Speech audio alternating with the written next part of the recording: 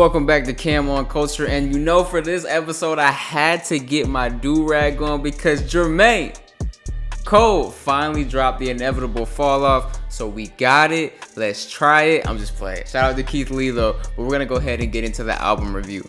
Now, although I'm tired of talking about this, but with the apology and the beef with Kendrick and Drake, I believe Cole could have taken a couple of different routes with this album.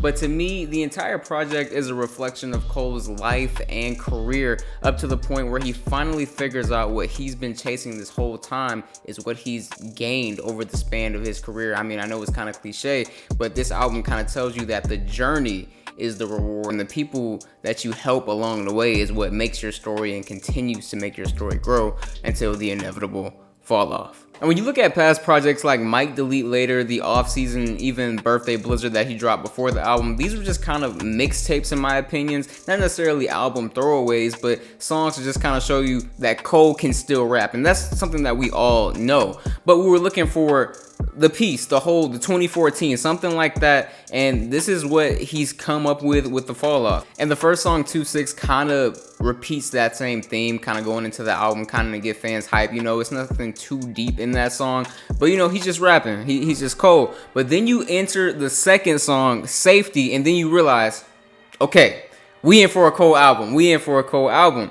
And not only because the UNITY sample was banging, but because this gives perspective on what it's like to achieve something and then come back home. No matter how good or great that achievement may be, someone's always gonna have something to say about you. Some people are gonna love you when you come back home. Not everyone's gonna have the same perspective. So this is just kind of, again, those type of perspective pieces that Cole drops that kind of lets you know that this is kind of what happens in not just his life, but it can happen to anyone.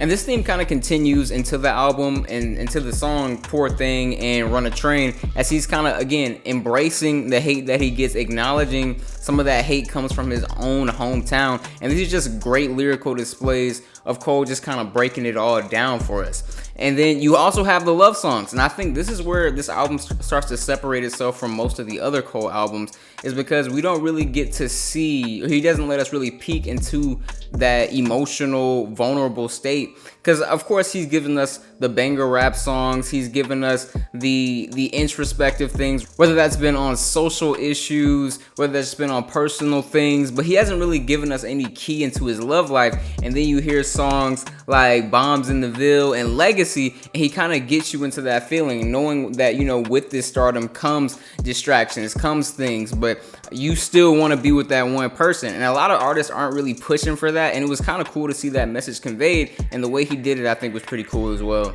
Not to mention on Disc 29 that the production, not even Disc 29, the whole entire album, the production was really good. Something, again, I haven't seen to this level in any J. Cole album. The production was really good, and the beat switches, when Tim's took over Bunts Road Blues, because that, honestly, J. Cole might have just become his own feature on his own song with that one, because Tim's completely took over the second quarter of that song, and it was just her on from there. But I really enjoyed Disc 29. Great rapping performances. I think it was a great production, and I think it's relatable. And that's what Cole's strength is, because out of the big three, to me, he's the most relatable. And I think he kind of tunes into that a whole lot. It gives you a lot of 2014 vibes. And honestly, as I was listening through this album, the album that I kind of related this to or came back to was the B album by Common.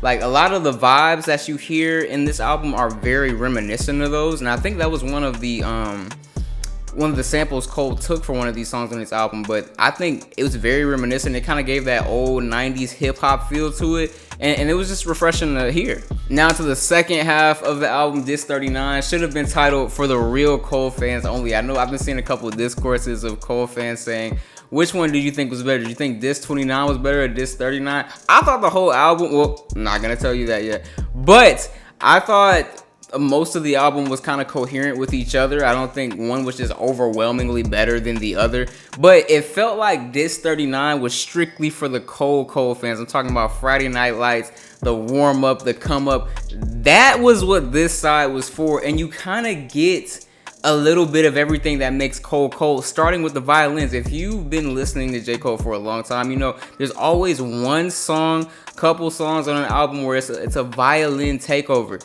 It's the Hunger on Hillside violin. And we got that the first time when the beat switches on this 39 intro.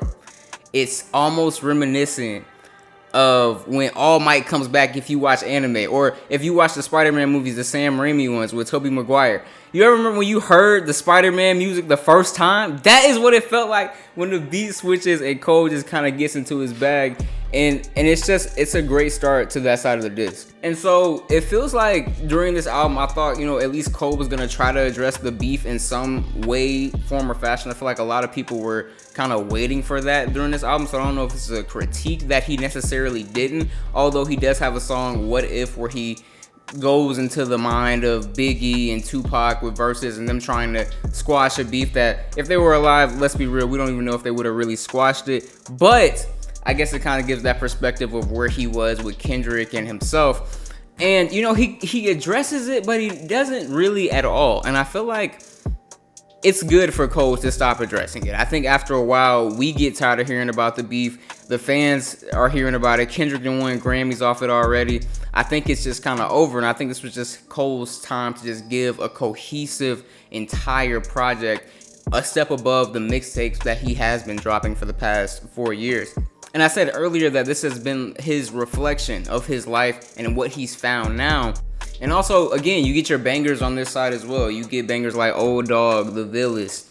And you get to see, again, Cole, this combination of raps that he's doing, again, impressive. To me, this is the best J. Cole has rapped. I think the beat selection was perfect. Usually, you get like a Nodder or, what I call a Saint Tropez J. Cole song. If you like Saint Tropez, I'm sorry, but to me that song is just really slow. But there really wasn't any of those on this album, and he settles it in. And that's why I say Disc 39 is for the fans, is because you get a song like Quick Stop. When I heard Quick Stop the first time, it felt like J. Cole was in the room. It feels like he was with you. He was talking from that fan experience. And again, this is why I think Cole is one of the most relatable artists, because he can get into the mind of his own fan and make a song like that. And the whole world is available to kind of wrap it up, just to showcase that, no matter where you come from, no matter whatever you came from, no matter where you came from, no matter whatever you came from, you can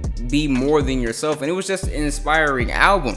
I don't necessarily know if this is everyone's run-of-the-mill album. I know a lot of rap albums today, they're not necessarily lacking substance, but there isn't a feel that they're all albums. It's more of a mixtape type thing, and that's what people are liking now. So for some of the hate that I get that this album was boring, you didn't like some of the stylistic choices, Cole was more vocal. He used his voice a little bit. That's been scary for, I think, Cole for a little bit, because the vocals can be shaky, but he executed that to me at the best of his abilities, and I wholeheartedly enjoyed this album. I think it's J. Cole's best album to date. I know it's young because 2014 is, it's hard to beat, but I do think this is one of the best projects Cole has put, because it's complete. I feel like it has something for everybody. It wraps up well, and if this is the goodbye Cole is going to give us fans, I can take it. So, guys, in the comments, tell me how you guys felt about this album. Do you love it? Do you hate it? Do you think my rating was too high, too low? What's your favorite J. Cole album? If anything, let me know. All right, man. Cam on Culture out.